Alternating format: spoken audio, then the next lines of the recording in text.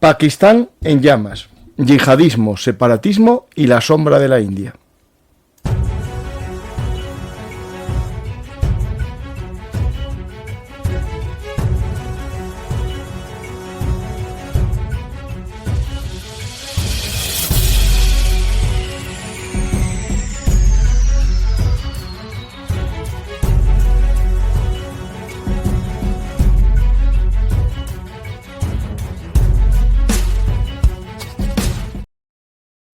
Pakistán, potencia nuclear y actor clave en el equilibrio de Asia del Sur, viven un momento crítico. En sus zonas tribales y fronterizas con Afganistán, el Estado ya no es el actor dominante. Separatistas, yihadistas y fuerzas extranjeras libran una guerra encubierta mientras el aparato de seguridad del país juega a varias bandas.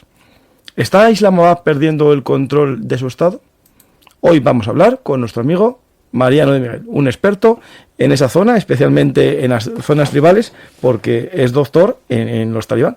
Pues Mariano, vamos a hablar de un tema que te interesa mucho y que vamos a ampliar programas anteriores que hicimos sobre el Talibastán, sobre el enfermo de Asia, ¿no?, que era Pakistán, y algún programa más que hicimos. Uno con los baluchis, creo que hicimos uno, me parece, o lo hicimos con Nacho Monte de Oca sobre Irán y Afganistán, creo que tocábamos el tema. Sí. Y otro con Juan Carlos, no recuerdo también si fue lo de Cachemira y sí, efectivamente. Pues vamos a ver, todo viene porque ayer publiqué en mi Twitter y te dije, mira, hay un tema que se está calentando porque en el conflicto que hubo reciente entre la India y Pakistán, salió el tema de los baluchis, que habían tomado varios poblados, pero ahora sale el tema de los Hariji, ¿no? Un grupo que hablaremos de ellos.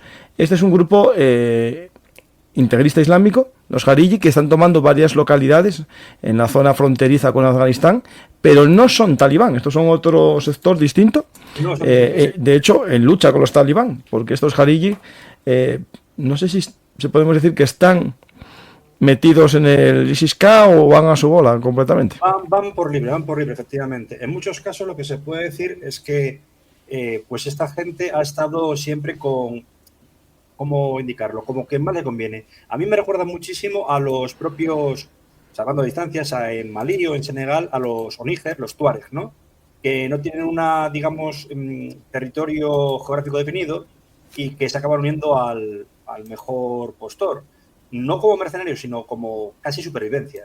En este caso, que los Hariji pueden estar con ISIS-K, puede ser, pero todo porque, bueno, lo hemos hablado antes de empezar el programa, no son chiitas, desde luego, pero tampoco son los musulmanes suníes ortodoxos estilo los talibán. No, estos son una secta, digamos que ahí en la Edad Media se produjo en el momento posteriores a la muerte de los primeros herederos, ¿no?, que eran incuestionables, ¿no?, cuando llega el chiismo con Alí y cuando aparece, digamos, la versión que tiene que ser de la tribu, ¿no?, de Mahoma o de la familia, que serían los que protegen o los que defienden a Ali, ¿no?, como descendiente, por ser el yerno, ¿no? Entonces tenemos a los chiitas, que van a la familia directa del profeta. Tenemos a los sunís, que defienden la tribu. Y después tenemos a estos Hariji, que defienden básicamente que el califato correspondería a cualquier creyente que tenga una capacidad moral de conocimientos de la religión superior al resto y por tanto no se limita a los pueblos originarios y por tanto tuvo cierto poder en zonas periféricas, lejos, digamos, de las zonas árabes, ¿no?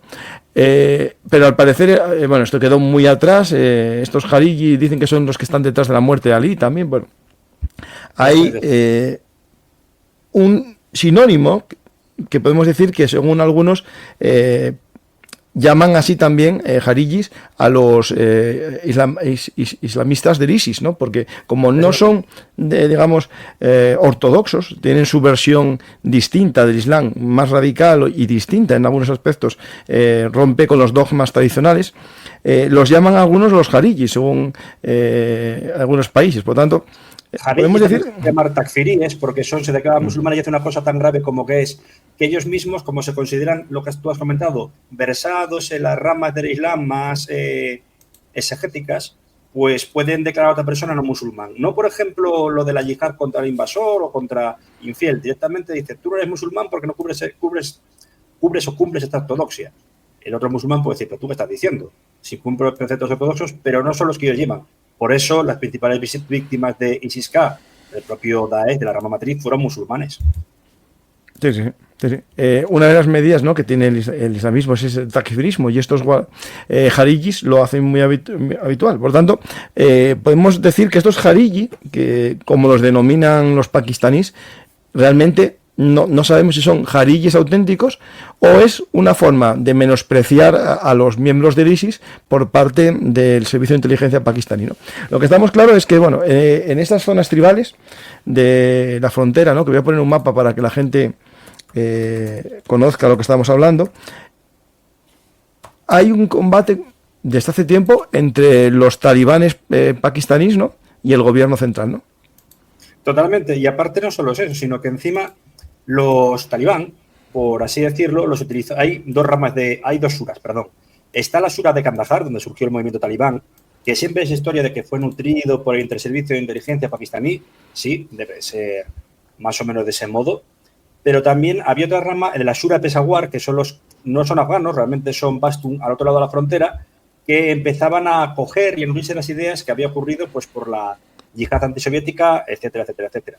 Esa gente al final lo que marcas en rojo es lo que se llama la frontera noroccidental.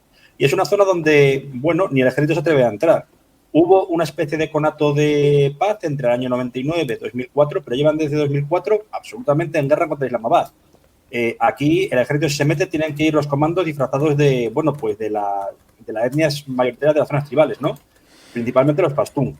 Pero en estos casos, lo que ocurre es que es una guerra declarada y no declarada. No van a atacar a Islamabad, no van a hacer atentados brutales en Quetta, quizá en Peshawar. Eso sí, si el ejército de Pakistán se introduce en las zonas tribales sin tener en consideración al Consejo de Ancianos o de ulema de la zona, desde luego lo que ocurrirá será que responderán del peor modo posible. Y ha habido atentados, pues por ejemplo, que casi le cuesta la vida a esta chica que fue luego galardonada con el Premio Nobel de la Paz, Malala Yousafzai, no sé si os acordáis. Sí, la chica joven. Es víctima de los talibán pakistaníes. Son mucho más brutales. Y, de hecho, hay eso, lo que hablamos en ese programa, hay ese riff entre los talibán clásicos, que ya están haciendo una gobernanza de facto del país, a pesar de su brutalidad, etcétera, etcétera, etcétera, y los talibán pakistaníes que quieren controlar mayoritariamente lo que es las zonas tribales, también quizá el Valle de Swat, y tienen en el punto de mira no solo a Pakistán, sino también a la India.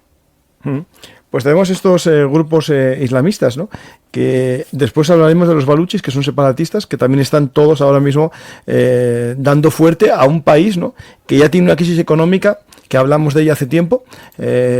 Muchos hablan emocionadamente o se vienen arriba cuando hablan del apoyo chino, ¿no?, a Pakistán, pero hay que recordar que el apoyo chino a Pakistán es por un motivo geopolítico, ¿no?, una salida al mar, y sobre todo porque también es el tenedor de casi la mitad de la deuda pública de Pakistán. Por lo tanto, tiene que salvarlo, porque si cae el Estado ya no tiene ni la salida al mar, ni tampoco tiene el tema del dinero que le prestó. Esto hay que recordar que los baluchis controlan la zona donde se está construyendo el mayor puerto, que están los chinos ahí metidos, y los baluches también tienen que ver un poco con ataques a la población china que está construyendo las infraestructuras de ese famoso camino de la seda, ¿no?, esa ruta de la seda interna, que China está apostando por ello. De hecho, Pakistán se va a ver aplazado en parte o desplazado por Afganistán, que también quieren que sea parte de esa ruta, ¿no?, para llegar a Irán directamente. De hecho, no sé si recuerdas lo de que hablamos también en otro programa, que era que no solo estaba jaleando o dando dinero a Pakistán, sino que está intentando no reconocer de facto a los talibán, China, es decir, Beijing, pero que tuvo muchos negocios con ellos y que por eso ahora todos los empresarios chinos que se encuentran en suelo afgano son susceptibles de ser atacados. Tienen seguridad privada por un atentado que hablamos de él allá por enero, ¿no? Contra el Hotel Ariana, en el que había unos empresarios chinos que estaban intentando reforzar las estructuras o infraestructuras del país, de Afganistán. Y Pakistán, bueno, está desplazándose a China, visto que una de sus 3A, bueno, siempre decían que autores como Ahmed Rashid que lo que guiaba a Pakistán eran las 3 A's, Fuerzas Armadas, Alá y América, Estados Unidos. Ahora que Trump parece que encima va a poner, por lo último que he leído, también tarifas al aluminio procedente de Pakistán, tarifas y todo lo que son impuestos y aranceles, pues quizá la cosa cambie. Y por eso gira hacia China. Sí. Pues tenemos un elemento esencial, ¿no? Que es el servicio de inteligencia pakistaní, el ISI, ¿no? Y durante mucho tiempo se hablaba, ¿no?, que si ISI podía estar detrás de la creación de algunos de los grupos radicales para luchar en Cachemira contra los indios o contra los soviéticos en Afganistán. Ahora, claro, podemos decir que algunos de estos grupos que haya creado en la zona de tribal se le haya ido de las manos. ¿O hay alguna conexión con algunos grupos? Presumiblemente sí. En la época en la que decimos primero, la de la época de la invasión soviética, hubo, bueno, el sucesor del principal director del ISI pakistaní, que estuvo con Zia-ul-Haq Durrani, pues directamente lo que hizo fue, hay un departamento para control del servicio de inteligencia exterior, pero hay un departamento completo de apoyo a la insurgencia afgana. Y también luego vino Hamid Gul, que va a hacer 10 años que murió, ya era mayor, y creó un departamento completo de el ISI para asuntos afganos. ¿Qué ocurre luego? Pues tenemos ese impasse hasta que cae Kabul en el año 96 en manos de los talibán, que fueron apoyados, lógicamente, por el ISI, no de ahí a crearlos, pero apoyados sí, en las madrasas de Peshawar, etcétera, sitios donde se nutría el mayor nido de fundamentalistas que había, pues por dinero saudí y luego por injerencia pakistaní a través de mulás radicales. Pero claro, es lo que digo, o lo que comenté antes, a partir del año 2004, en esa zona de insurgencia que encima linda con áreas de Afganistán bastante problemáticas, en el instante en el que ya llevan 3-4 años Estados Unidos tras el 11S e intentando hacer las primeras elecciones democráticas, pues se va de las manos. Y el propio Hamid Gul intenta mediar ante los talibán. Me parece que ese es el antiguo líder de los talibán pakistaníes, Baitullah Mehsud, que murió en un bombardeo. Sí, que se unió al ISIS, si no recuerdo. Exactamente, y se unió al ISIS. Y aparte de todo ello, al propio Hamid Gul o a su enviado lo secuestraron y lo asesinaron. Con lo cual ya se le va de las manos. Estamos hablando de que sí, el ISIS pakistaní es un estado dentro del estado.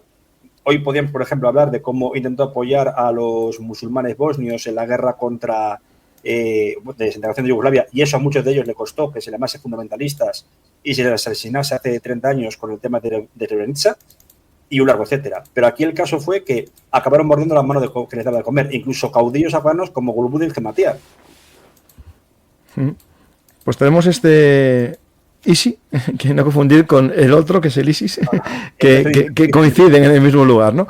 Entonces tenemos estas zonas tribales, ¿no? Y algo importante, que es la gestión de un país, que claro, esto al final, cuando hablamos de los conflictos que se nos avecinan o estamos viendo, tienen que ver un poco también con cómo se constituyó la India y Pakistán, ¿no?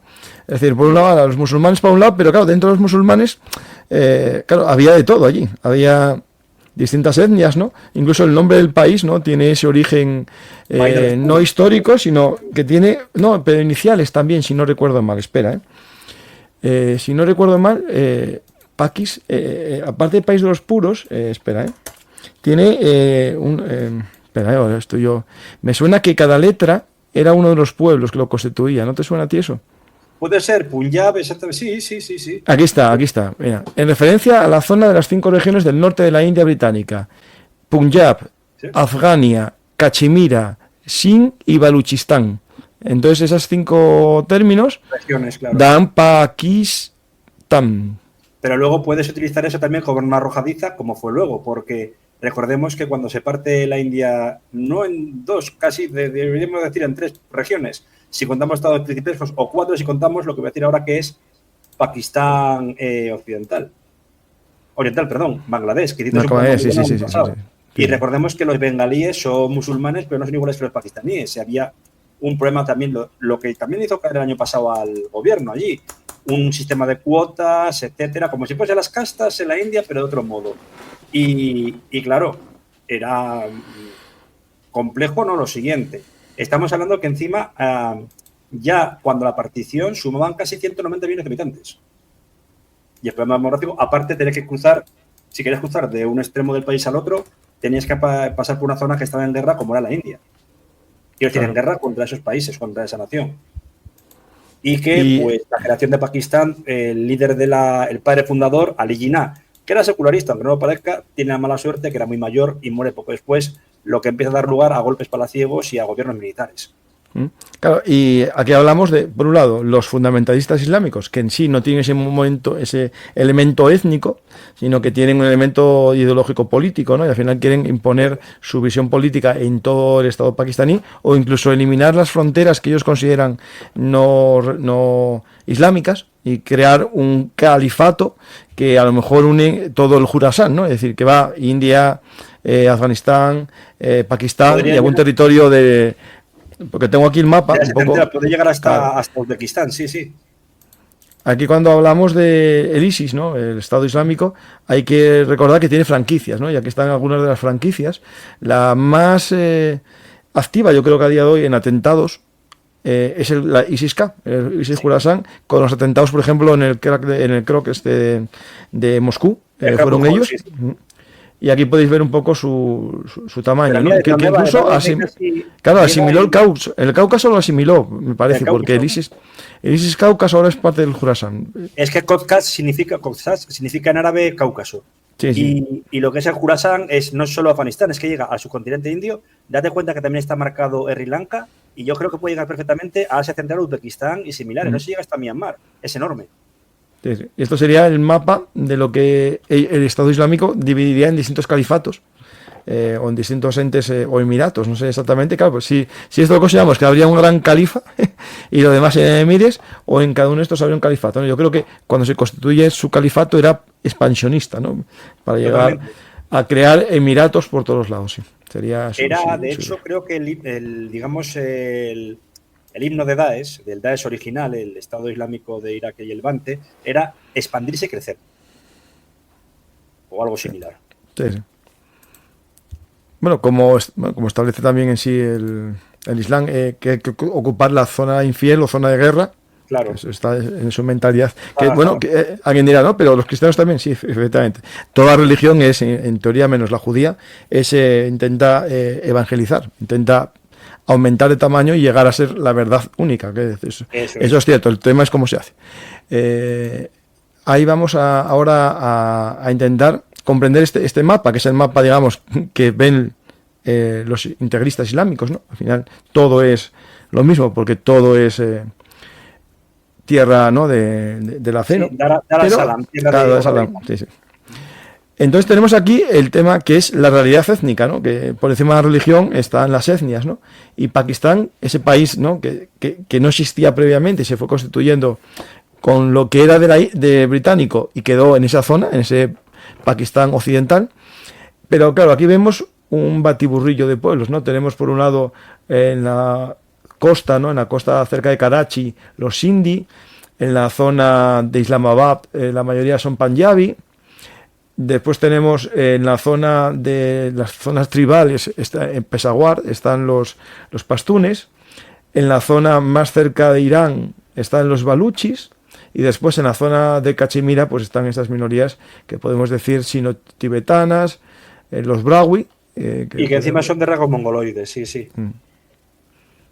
No, los Brahui estarían aquí, en Kalat, perdón. Y hay un buen libro que, bueno, es de antropología casi o de mitografía, de un autor que se cumplía este año, creo que son 125 años de su nacimiento, que era Georges Dumézil, que se llama Los dioses de los indoeuropeos. Es un libro pequeñito, que se lee muy bien, pero aparece todas las diferencias étnicas que ya había en aquella época, en todo lo que era Asia Central, la Transoxiana, y luego esta zona que se empieza a islamizar tardíamente cuando llegan los mogoles. Pero bueno, hay divisiones étnicas y al final Pakistán, por lo que hace bandera del Islam es porque, como pasa lo mismo que en el territorio afgano, es el único elemento unificador de todas las etnias y lenguas que hay en el país, que no son pocas.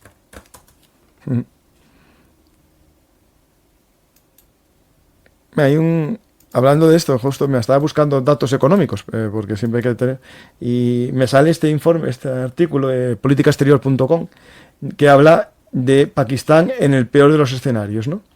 Sí.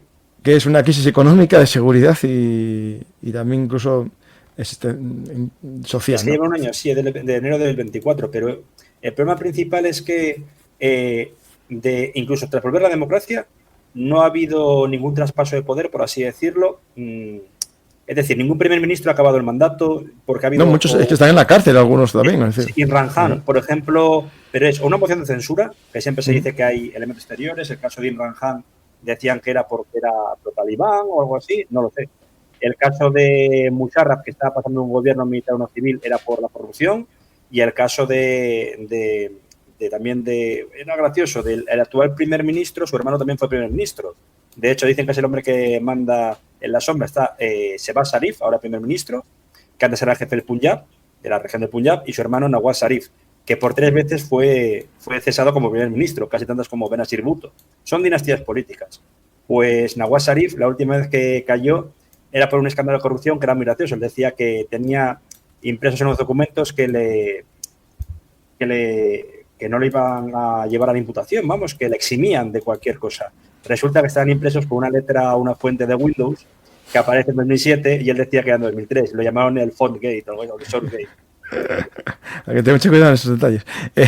En este informe hablan de lo que yo comentaba, la crisis económica. En el 2023, Pakistán experimentó una inflación récord, las reservas de divisas cayeron a su nivel más bajo y el nivel de deuda externa fue el más alto de la historia. Y aquí viene el tema.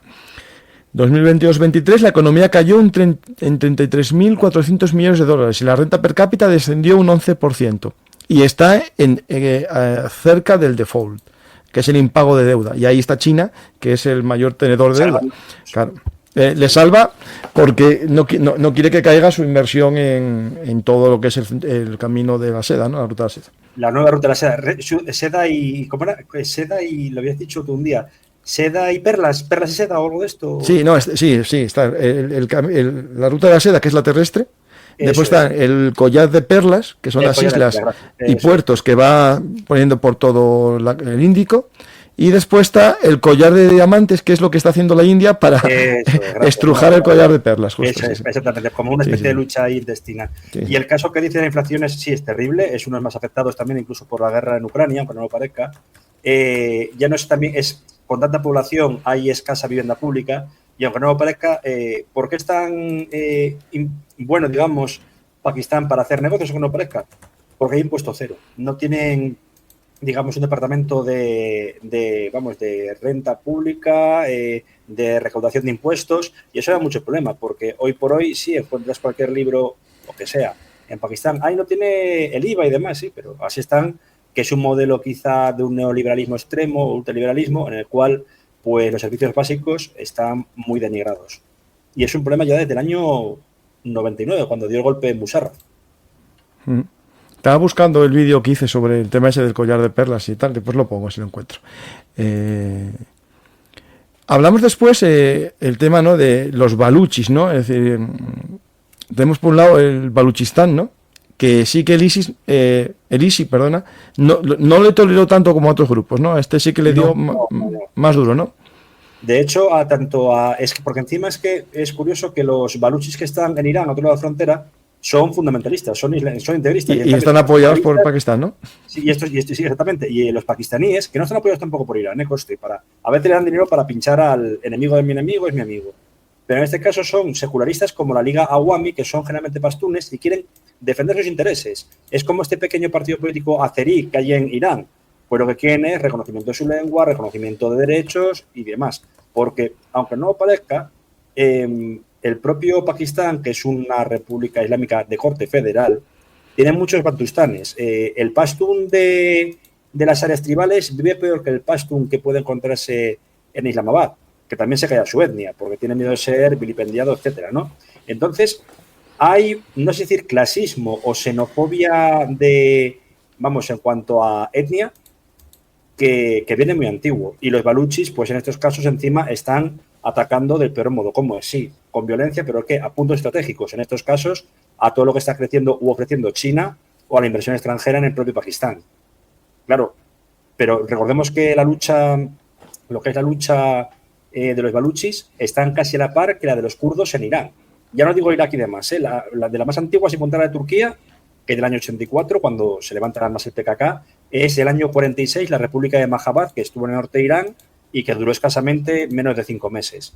Aquí los baluchis intentaron ganar su autonomía, tipo ese acuerdo de paz que hubo en Indonesia entre Banda Aceh y el propio gobierno de Yakarta, ¿no? Pero Islamabad no da el brazo a torcer. Y aunque no lo parezca, es un país muy centralista. Pues tenemos los baluchis. Comentaste es que estaba buscando el vídeo y se me fue el Khyber Pakhtunkhwa. Sí. Lo comentaste, ¿no? El Khyber, sí, esa es la zona quizá también de áreas tribales. El Khyber, una de las más pobladas, Abbottabad, donde es eliminado Bin Laden, está en Khyber. Es una especie de zona de paso fronteriza muy importante para rutas comerciales de tierra. Y ¿por dónde está más o menos? El Khyber pues estaría, ¿ves la zona de Peshawar y similares? Pues por esa zona. Bueno, si no está mejor. exactamente, eso es. Está con otra etnia, puede ser. Pero me parece que es esa zona, sí. Y es un departamento enorme. Peshawar no deja de ser un hub comercial, y luego ya está Quetta, que principalmente era la ruta de paso de los muedín afganos hacia lo que era el territorio que estaba siendo ocupado por los soviéticos, ¿no? Otra cosa importante es que en Peshawar había realmente lo que era unos campos de prisioneros en el que estuvieron varios soviéticos, y también había un polvorín muy importante, un polvorín que estalla en el año 88 y entre otras cosas mata al primer ministro de Pakistán o al jefe regional, algo muy fuerte. Y es una zona de tránsito militar. De hecho, todo lo que salía y que luego hubo un pique a partir de ataque con drones de Estados Unidos a áreas tribales y se le cancela, todo lo que salía de ayuda de la ISAF hacia Afganistán pasaba por Peshawar. También estaba la base K2 en Uzbekistán, pero como tiraron de las orejas al dictador uzbeco Ilan Karimov, también la cerró para los estadounidenses y la ISAF, con lo cual Estados Unidos tuvo muchos problemas de logística, sobre todo por territorio pakistaní, a pesar de que nominalmente era un aliado. Mira, aquí encontré un mapa muy bueno que refleja la importancia que tiene el Baluchistán, ¿no? Es decir, toda esta zona de Baluchistán es donde va casi toda la mercancía del famoso corredor que está haciendo China, acaba en el puerto de Gwadar. Y ahí, eso es zona baluchi. Y entonces todas las autopistas que se quieren hacer o ferrocarril va a estar sometido a ataques rebeldes, ¿no? Sí, por mira, eso... ahí estaba Khyber Pakhtunkhwa, está efectivamente. No me claro, justo acertamos. Mira, estaba ahí arriba, sí. Y esa zona de Gilgit-Baltistán es una zona también en disputa con China. Es muy problemática. Es que aquí, y sobre todo otra cosa, en la zona de Gilgit lo que hay son minas muy importantes, no de tierras o, minerales extraños, sino de oro.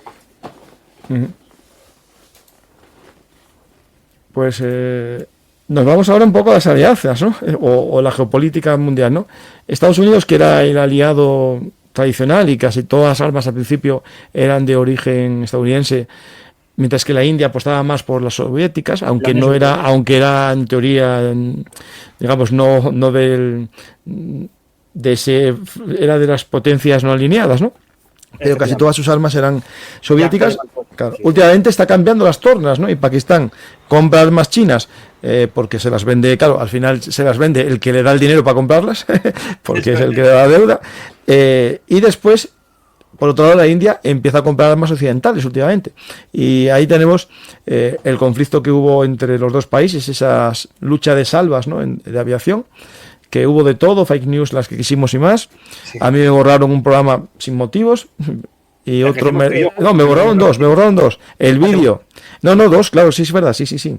El vídeo corto en el que puse una escena que ellos consideraron que era falsa y me borraron ese vídeo. Y el tuyo, que habíamos puesto de fondo ese vídeo para tener escenas, lo borraron también, pero no me pusieron falta. Y que tuvimos que repetirlo luego con Juan Carlos, ¿es verdad? Sí, justo, sí. No, a ver, es polémico porque, a ver, se sabe perfectamente que hay otra cosa no menos importante.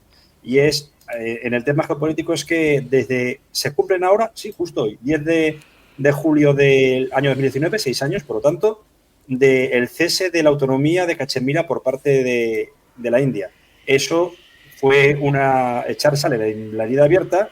Y aparte de todo ello, dio muchísimos problemas, porque ahora mismo el apagón informativo que hay en Cachemira es total. No solo porque no se puede explotar los reporteros, sino porque hay un cierre de estaciones web, etcétera, o de servicios web, de internet. De hecho, apareció no sé si fue candidata al Premio Nobel de Literatura, una autora importante hindú, muy crítica con Modi, como es Arundhati Roy, e incluso la madre del actual candidato demócrata a la alcaldía de Nueva York. Su madre es Mira Neir, que es una directora de cine anglo-india, ¿no? O estadounidense-india, perdón. Y decían que lo que había hecho Modi era poco menos que llevar al vacío más grande a toda la región. Porque es que no solo Cachemira, también el Punjab está un poco en el aire. Dentro de la propia India hay zonas como Kolkata que están con un problema económico muy grave. Lo que menos queremos ahora mismo no solo que haya un choque entre la India y Pakistán, sino también que haya un problema interno en esos países, porque la estabilización de la zona, si ya hablamos del polvorín de Oriente Medio, de esa presión, aquí es mucho peor. Básicamente porque lo que hablamos otras veces, lo de que tanto Pakistán como la India tienen arma nuclear. Y este viraje que ha hecho Islamabad hacia China, sobre todo, pues es lo que te he dicho, Paco, pragmatismo en el sentido de que necesitan dinero, pero muchísimo, para salvar la deuda pública. La inflación, ¿cuánto decías que había dicho? ¿Que llegaba al 50%? No, espera, no, la deuda pública, espera. La deuda pública, perdón. No, la deuda no, espera, no, era la de lo que tenía China, espera. No, la inflación te lo digo ahora mismo. Inflación debe estar también a la par, es terrible y en un sitio donde no hay clase media, por mucho que se diga. Por ejemplo, sí, familias como los Sharif... No, pues no es mucho, espera, esto de que está mal, no, espera. ¿Cuánto es la inflación anual? No, aquí dice un 3%, pero esto de que está mal, espera. ¿Un 3%? No, es imposible. En el 2024 un 17. Ah, vale. Y bueno... Y sube... No, espera, no, espera. Sube un 3,2. No significa que tenga un 3,2, no, claro, no, sube un 3,2. ¿Y qué pasa? ¿Está el 17? Espera, es que me manda a pagar este informe, espera. Ah, vale. La tasa de inflación en Pakistán ha oscilado, espera.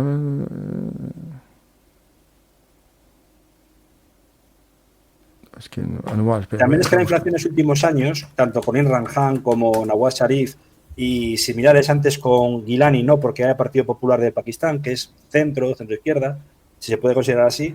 El problema es que cortaron el gasto público y sobre todo aplicaron recetas de choque muy potentes, tipo las que se aplicaron en Indonesia hace 60 años, lo que se llamaba la escuela de Chicago, etcétera, ¿no? Posteriormente.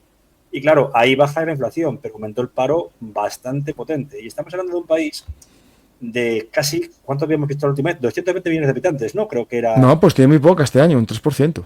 3%, pues poquísimo, ¿eh? De ahí Sí, tiene que haber algo, está maquillando cuenta, yo creo. Bueno, eso sí, claro. No, a ver, no, espera, a ver, cuidadín con esto, cuidadín con esto. Porque que una economía no tenga inflación No es mala señal.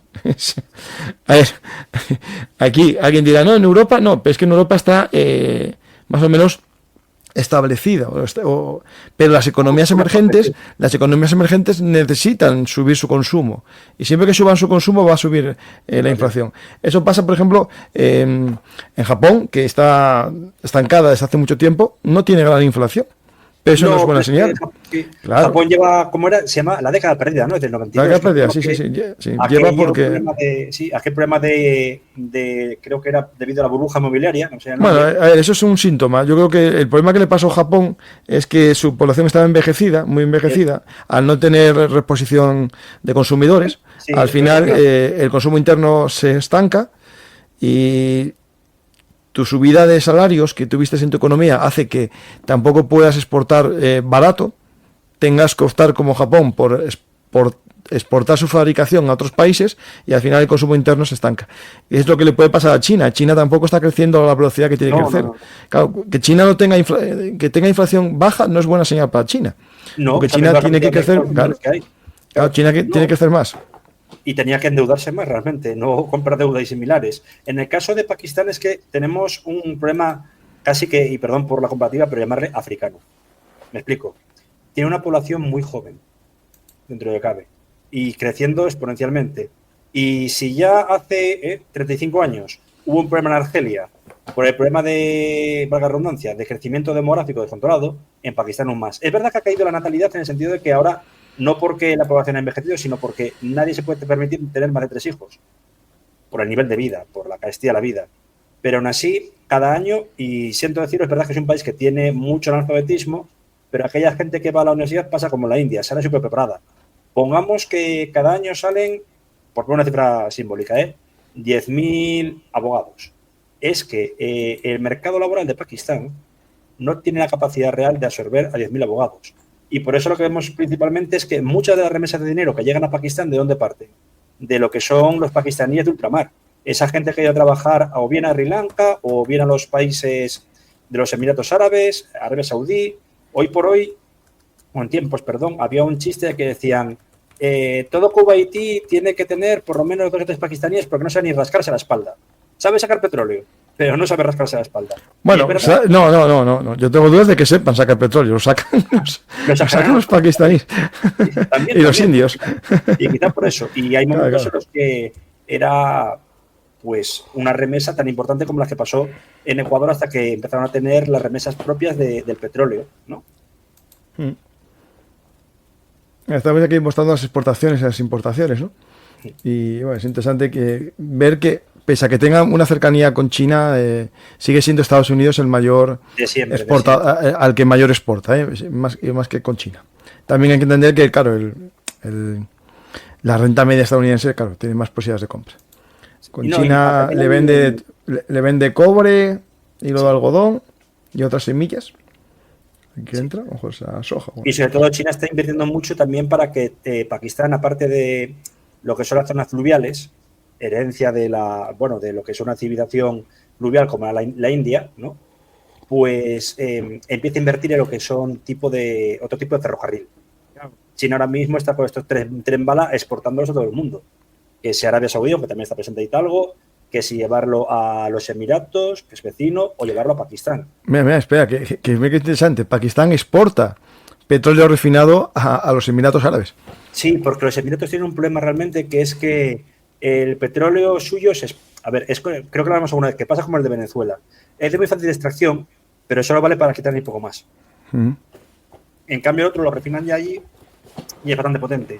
¿Qué ocurre? Que también es otro problema con Islamabad, en el sentido de ecológico. ¿Dónde están haciendo las primeras prospecciones? En todos los puertos grandes como Karachi, están haciendo fracking. ¿Y cuál es el problema? Que estamos hablando de una zona sísmica muy compleja. Es un libro caro, pero si alguien pudiera ir a la biblioteca y encontrar el manual de geografía y de geofísica de Strahler, te aparece todo y siempre pone 2 puntos donde nunca perforar petróleo, que es la falla de San Andrés, que yo pensé que iba a ser el Valle del Rif, porque también hay presencia de petróleo, y la zona que acabo de citar porque es peligrosísimo, cada mínimo que hay un temblor, 2 placas chocan y terremoto. Ya te digo yo que alguien dice, voy a hacer fracking ahí en esa falla. Lo hacen. Sí. No, es que, por ejemplo, me parece que en Estados Unidos el fracking ya no es tanto en California, sino en Alaska. No, bueno, no, y en casi todos los sitios. Y en el Golfo de México, ¿no? Ahora Golfo de América según Trump. Pero en esta zona es muy peligroso porque encima, si hay un terremoto, y siento decirlo así, en Estados Unidos, en California, en San Francisco, el último que hubo gordo, murieron 20 personas. No deja de ser una tragedia. Pero si hay un terremoto de la misma magnitud en la zona del Índico y llega a Pakistán, a lo mejor mueren 1.000. Como lo que pasó en el terremoto aquel de Turquía y Siria hace 2 años o 3, no sé si te acuerdas. Entonces, hay muchas, digamos, ecuaciones a despejar, por así decirlo. Y lo que me ha sorprendido también es el tema de que, a pesar del pique que hay, Trump incluido con el tema de los impuestos, sí, bueno, los impuestos en general y de los aranceles, sigue habiendo esa especie de sinergia económica entre Pakistán y Estados Unidos. Mira, aquí es donde se hace el fracking. Es que, mira, yo sabía que era más en la zona central. Se hace mucho más. Pues es verdad, mira, en Texas también y demás. Sí. Bueno, está ahí, mira. En California, joder, pues cerquita de la falla. Pues, con perdones, como dirían los mexicanos, un poco huevones, porque... No leyeron ese libro.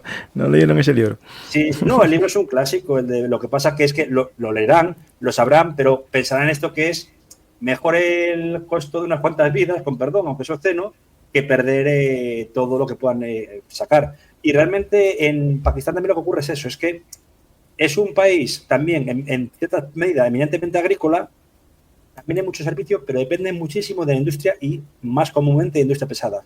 El aluminio pakistaní supera en exportaciones al de Australia. Vale, es cierto, es más grande que Australia, pero es mucho más fácil transportar desde Australia a otros países que de Pakistán. Pues no, la gente compra el de allí. Si alguien vio la película esta de clásica, un poco de cine negro que se llama Sospechosos Habituales, con Kevin Spacey y Gary Byrne, hay un momento en el que les acusan de haber robado un camión lleno de aluminio que iba a Rochester, en Nueva York, desde Pakistán. Ujú. Mira, voy a poner un tema que estaba aquí Félix Sersky, Serskiski. Bueno, oficialmente eso que comentas no es cierto. Casi. No es lo que más compran a Rusia, ¿eh? Petróleo le compran algo, 47 millones, ¿vale? De petróleo que le compran a Rusia. Lo que más le compran a Rusia es trigo y legumbres, comida. Es que tienen problema también, a ver, aunque no parezca, la gente pensará, vale, es que, ¿qué tipo de carne consumen? Pues carne de cerdo, obviamente no, porque está prohibida por el Islam. Pero carne de vaca tampoco, porque sigue habiendo una minoría hindú, bueno, minoría, dentro del país son 2 millones de habitantes, no ejercen el profesión del Islam, pero para que la gente se dé cuenta, la bandera de Pakistán, si es verde, es por el color del Islam, del profeta, pero tiene una raya blanca, que es para la minoría hindú y la minoría cristiana, que son muy grandes. De hecho, hay un ministerio para la protección de minorías cristianas y lo que es un secretario o el ministro, no sé cuál de los dos, fue asesinado ahora unos 10 años. También con todo ello, ¿qué quiero decir? Que el consumo de carne es no mínimo, pero sí muy limitado. Es casi un lujo en algunos casos. Y por ello recurre mucho a la agricultura. La agricultura depende mucho de lo que son, obviamente, una zona fluvial, lluvias, etcétera.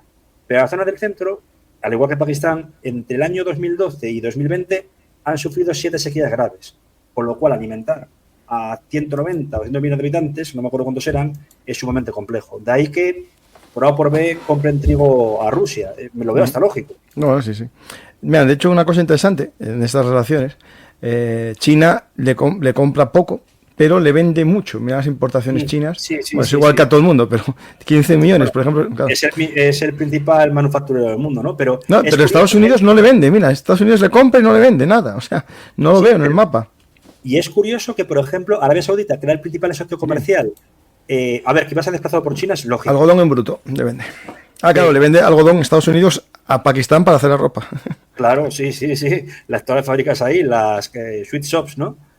Pero Arabia Saudita, que llegó a tener 10 billones de compraventa, pues ha habido de romper puentes y me parece raro, porque siempre, al igual que, por ejemplo, cuando sale, que nadie se toma mal, es que es así, cuando sale electo un presidente de Estados Unidos, lo que hace, sea republicano o sea demócrata, es visitar Jerusalén e intentar mantener buenas maneras con el lobby israelí.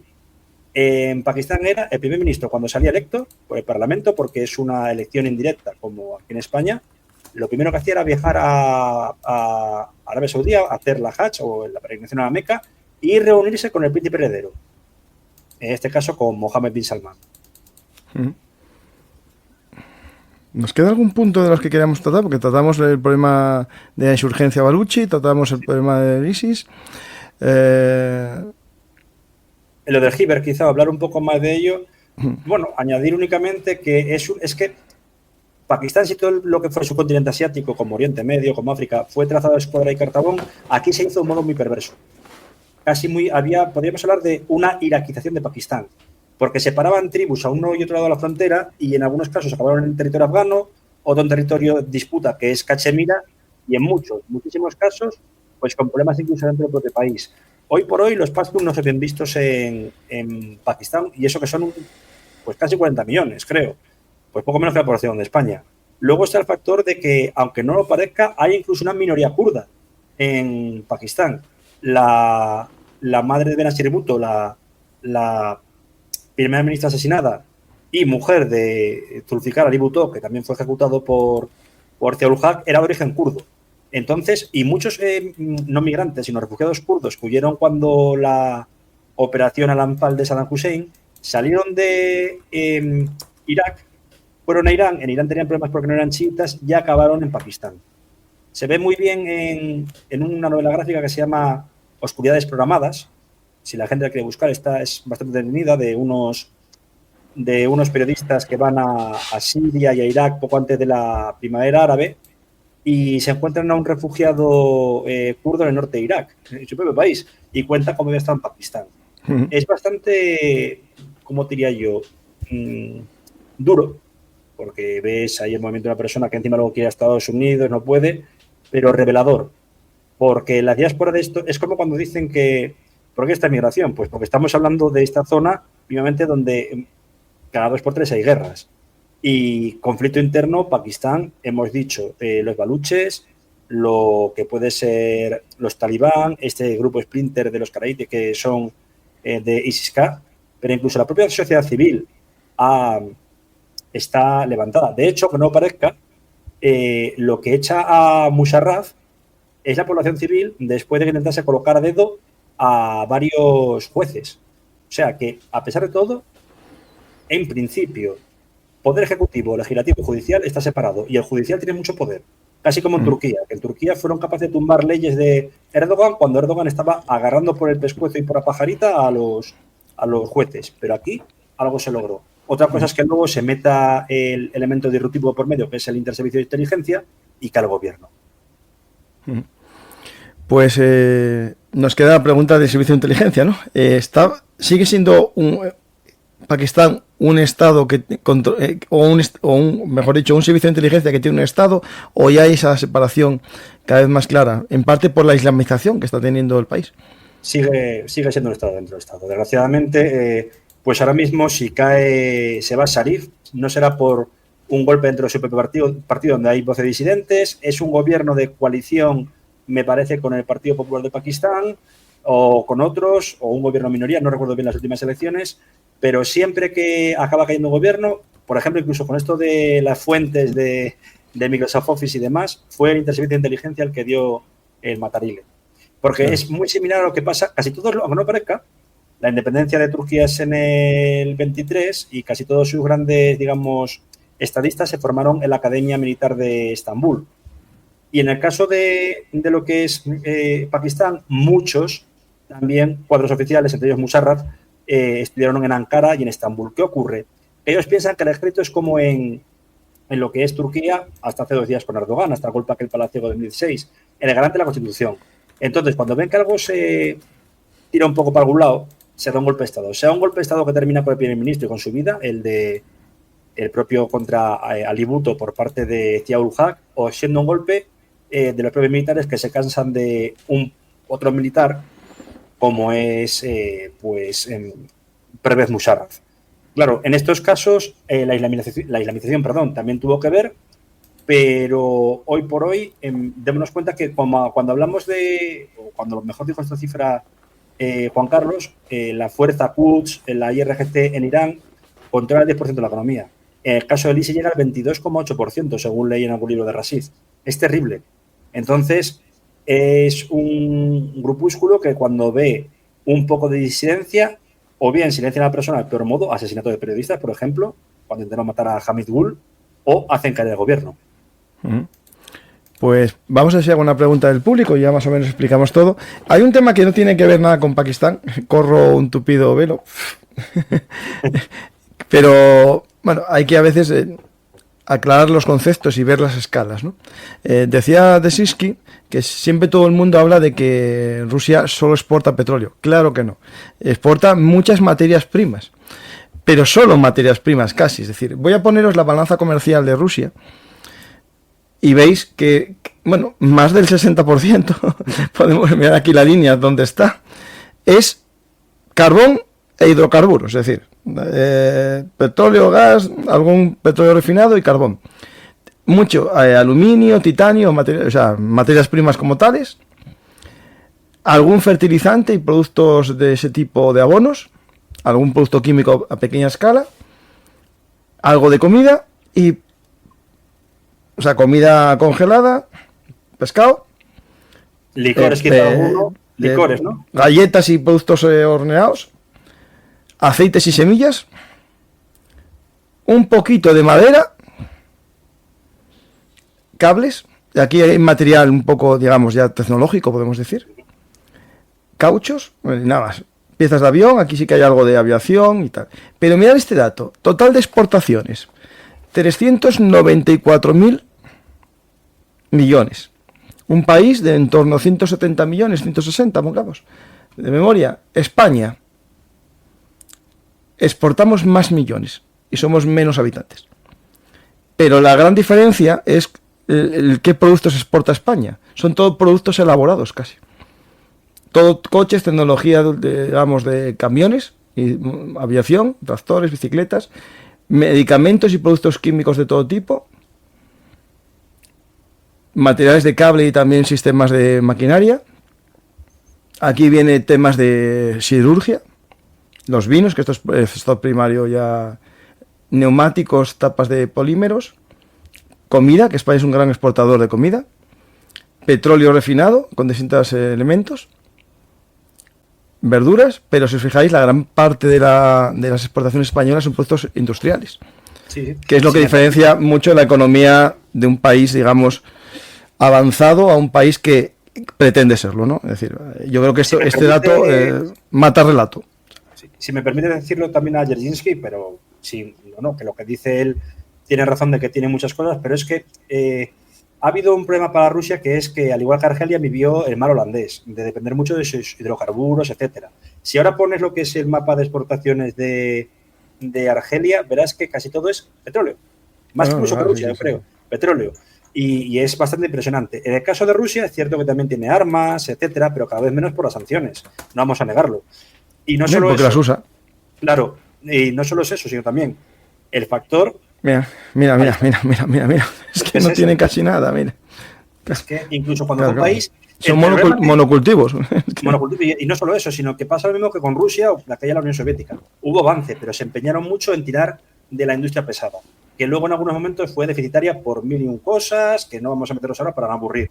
Pero Javier Solana, que no es santo en mi devoción y tampoco me fío mucho de él, pero a Putin, cuando él era, la figura que luego fue Borrell y ahora es la ex primera ministra de Letonia o de Estonia, es decir, jefe de la diplomacia europea, dijo a Putin: me preocupa, y es que es verdad, no haber visto nada que lleve el sello Made in Russia más que hidrocarburos, corrillo petróleo y demás, o recursos naturales. Y es verdad, desgraciadamente es así, pero pasa en muchísimos países, ¿eh? Ya hemos visto el caso de Argelia. Está cambiando un poco la tónica ahora porque está con ensamblaje de coches, pero es que ensamblar los coches no es igual que hacerlos tú allí. Entonces, es un problema, y generalmente en Pakistán se capeó esto un poco, pues porque tienen una idea, al igual que la India estaba como un estado socialista y a partir del año 84 privatiza y pasa a un socioliberalismo, Pakistán en principio fue, por influencia estadounidense, liberalismo económico al 100%. Eso le permitió, claro, por una parte tener ingresos, pero ¿cuál era lo malo? Vuelvo a hablar de lo mismo. Hay un Estado dentro del Estado y casi todo el dinero que se recaudaba por parte del Estado en lo que es el propio país. Y sí, ¿hay más pastunes en Pakistán que en Afganistán? Sí.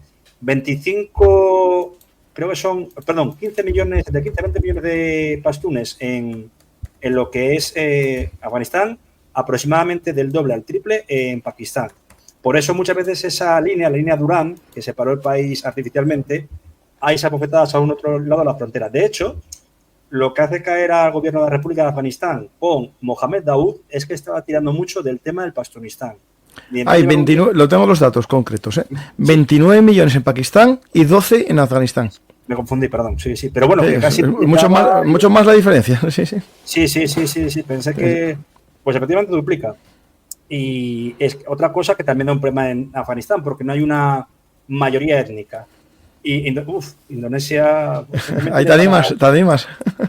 No estaría mal, sí. A investigar, porque yo no tengo ni idea de eso. No, yo no tengo mucho para ver. Más que nada de Indonesia se puede hablar, pero sobre todo a partir del tema de lo que yo más leí, que fue el esquema Yakarta, que era cuando Indonesia tenía el Partido Comunista mejor organizado del siglo XX, que tenía estructura democrática, a diferencia de lo que puede ser PQS, que era poder vertical, y lo que ocurrió fue que se dio un golpe de Estado hasta que luego pasa lo de Timor-Este, algo exterior, y hace caer a Suharto, ¿no? Woodrow Wilson nos establece aquí una sociedad de naciones también, ahora que nos propone hablar de Boko Haram, Nigeria, que eso te interesa seguro. Acabamos de hacer hace poco uno sobre Somalia, que y hablamos también y la guerra civil argelina es que ahora mismo, pues fíjate, para decirle, hemos hablado algún día, pero decirle a Woodrow Wilson que hoy se cumplen ya 30 años de cuando la guerra civil argelina pasó a Francia, porque fueron los atentados del metro de París. Bueno, si quieres un día de estos hablamos de Argelia, eso sí que es interesante. Argelia es bastante complicado. Yo lo he hablado, o sea, es un país que, y perdón, hay un youtuber que va de viaje que se llama Caminante Rojo, no sé si lo habrás visto alguna vez. No, nunca lo he visto. Es de viajes, ¿eh? Y estuvo en Argelia, y Argelia hay zonas que de la Kasbah que sigue sin poder ir porque es un nido fundamentalista. Es peligroso. Ya hablo que la guerra en sí acabó hace 23 años. Es interesante, esto es una agencia de noticias turca y muestra hoy esta noticia, que es un portavoz militar pakistaní sobre Pakistán como el próximo objetivo después de Irán, ¿no? Que pretenda que alguien le quiera atacar, ¿no? Porque sabéis que, que Pakistán quiso apoyar a Irán, dijo esas cosas. La India se lleva muy mal con Turquía, porque Turquía habló bien de Pakistán o quiso apoyar a Pakistán en el momento aquel. Entonces, los turcos están preocupados con Pakistán. Entonces dice este pakistaní, a ver si lo puedo... lo vamos leyendo. Es que dijo ahí tan rápido que no lo vi. Como que sea en lo militar, que Pakistán puede venir el siguiente. Absolutamente no. Porque allí hay un mar de diferencias entre estos dos países y Pakistán. Y Pakistán, claro. Nosotros somos un país claramente nuclear. Potencia nuclear. Sí. El mundo sabe que la experiencia no de... que la experiencia no... Atacar un país no hay lugar. Sí, es lo mismo. Y no es lo mismo que atacar un país que no tenga la capacidad militar, ¿no? Es decir, a mí no me toquéis mucho los pinreles, que tengo el misil. Y además ellos tienen su doctrina militar atacar previamente. De hecho, se había hablado que incluso hay una película, una serie, ya dirá Paco usando referentes series. Bueno, sí. Homeland, creo que era en Homeland o en otra. Homeland, me acuerdo con había una posibilidad de que atacasen con un misil nuclear una base estadounidense. Por un ataque preventivo que estaba dentro de las opciones que aparecía, que era que el coronel del ISI que decía que el 11S había sido una invención de los judíos americanos. Sí, pero es que esas cosas luego, a ver, los autores de Homeland, que por cierto Homeland al principio era una serie israelí que se llamaba Hatufin, estos secuestrados, creo que algo así, se ha hecho 3 versiones. Se ha hecho, la versión original eran israelíes que eran secuestrados por Hezbollah cuando la guerra del Líbano y que a uno de ellos le lavaban el cerebro. Estaba la versión Homeland, la que viene de estadounidense. Hay una versión rusa que duró solo una temporada y con muchísimos fallos porque en el año 99 estaba utilizando smartphones en la guerra de Chechenia. Mira tú. Y luego se está haciendo una versión hindú, que al final no sé si, o india, que no sé si se llevará a cabo por la polémica que estaba diciendo. Y otra cosa más, ¿se puede aniquilar al ejército pakistaní? Sí, pero recordemos una cosa, que es un país que lleva 45 años luchando en guerra simétrica contra la India, contra Bangladesh, al que le causó un genocidio, en la guerra afgana y contra vecinos un poco que se encabronen tipo China. Porque ha habido operaciones del ISI en territorio chino, estoy seguro. Claro, no conviene. Y otra cosa más, tengo que referirme de nuevo a la demografía. 220 millones de habitantes. Pues vamos a hacer una preguntita. No hay preguntas, claro, el tema es que es tan complicado. Pues el que quiera hacer las preguntas que lo deje en la cajeta de comentarios y nosotros ahora pasamos al descanso y que otro día vuelvan aquí a ver un Artis. Estaré yo con otros invitados o en solitario hablando de algún punto geopolítico. Tengo un tema interesante que voy a ver si mañana cuento a la gente en estos programas que quiero hacer solito de 20 minutos, media hora, que creo que es lo interesante también, ¿no? Para llegar a más gente. Y Mariano volverá aquí. No sabemos si hablar de Boko Haram, un tema muy interesante, que seguro que está en su listado de grupos terroristas que estudió, o también lo de Argelia. Bueno, ya veremos ahí que el público decida, pero Mariano también decide. Yo encantado. Y bueno, ante lo que pregunta, es verdad que es un tema complejo, pero yo recomendaría 3 lecturas y son del mismo autor, y están editadas todas, ¿no? Son Los Talibán, que se ha vuelto a reeditar tras la caída de Kabul, que puede tener un poco lo que es Pakistán. Está también Descenso al caos, pero su última obra es la más importante, que es la de Pakistán ante el abismo. Y ahí os demuestra, ante todo, es una obra de lectura sencillita, 200 y pico páginas, y aparece absolutamente todo lo que es el estado profundo de Pakistán. Porque luego es verdad que hay otras obras, principalmente el problema es que no están traducidas al inglés, pero son tan sumamente técnicas que a la 10ª página estás con un blog de notas apuntando ahí para saber qué tienes que buscar luego o te pierdes. Es más complejo de lo que parece, sobre todo, y aunque no lo parezca, Pakistán, igual que la India, tiene de los mejores sindicatos del mundo en cuanto a organización laboral y demás. Otra cosa es que sean cercenados por el propio gobierno. ¿Qué quiero decir con esto? Que quizá el principal problema que tenga Pakistán ahora no sea el integrismo o lo que es que esté derivando casi hacia una dictadura, si no lo es ya, por culpa de los militares, sino problema social. En un país donde, vuelvo a repetir, casi el 30% de la población baja de los 30 años y no tiene futuro laboral. Ese es un problema que tenemos todas las sociedades, pero aquellas sociedades que tuvieron un crecimiento demográfico muy rápido en las últimas décadas, mucho más.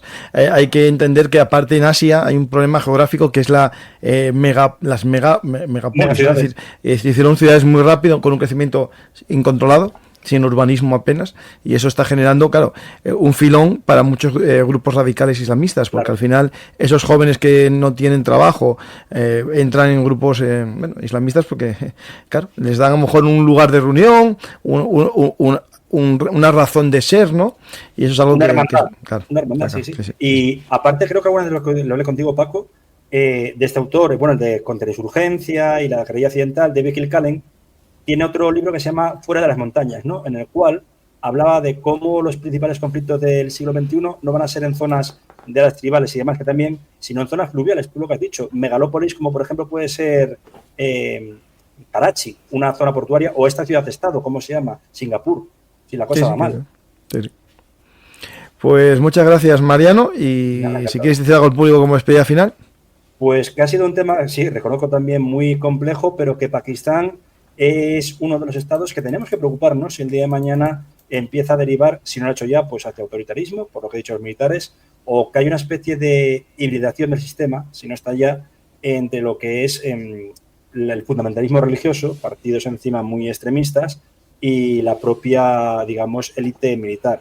Claro, queda ver cómo se desarrolla todo, pero un área, la que es Indo-Pacífico, tan peligrosa también por el actual tema económico que tantas veces ha citado Paco, pues solo queda esperar, pero verlo quizá un poco con reticencia a saber qué puede pasar el día de mañana.